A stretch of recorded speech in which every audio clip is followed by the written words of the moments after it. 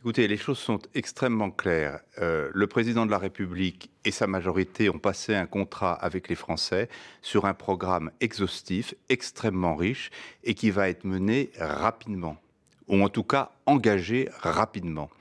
Ce programme, il a pour finalité principale de transformer le pays, mais surtout de rétablir de l'efficacité dans tous les registres de l'action publique. C'est fondamental pour que le citoyen ait l'impression qu'il vit dans un pays qui fonctionne mieux aujourd'hui qu'il ne fonctionnait il y a 10 ans ou il y a 20 ans.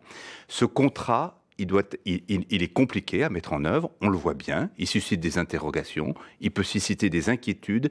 Il est extrêmement important qu'il soit jalonné par des moments où on solennise l'action et où on dit... Et ça, c'est un moment, c'est ce moment-là? Oui, ça veut dire quoi, cette signature? Ça veut dire, cette étape-là, elle est franchie.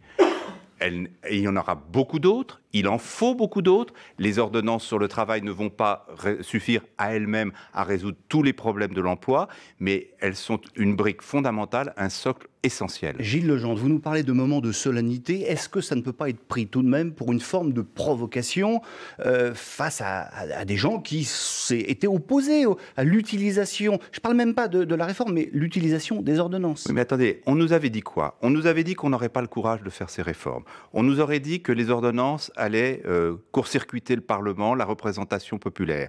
On nous avait dit qu'évidemment, les partenaires sociaux refuseraient de rentrer dans une discussion autour de ces sujets-là. Ces trois pronostics se sont révélés erronés. Les ordonnances sont aujourd'hui promulguées, la réforme est aujourd'hui installée. Tout manifestant a évidemment le droit de manifester encore son opposition, mais nous avons un devoir, c'est de gouverner ardemment et de gouverner fermement. Vous voulez montrer un petit peu, Emmanuel Macron, on veut montrer un peu ses muscles là?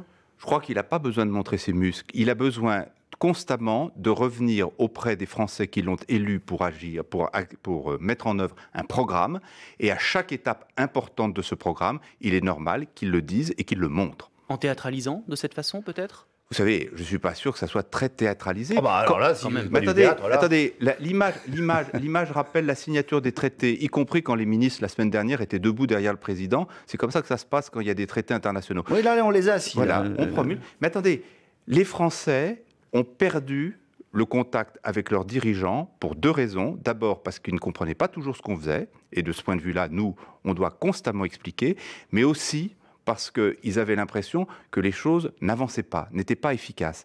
Il faut des gestes, des symboles qui permettent de démontrer qu'on a probablement rompu avec une tendance d'inefficacité très marquée dans les années passées.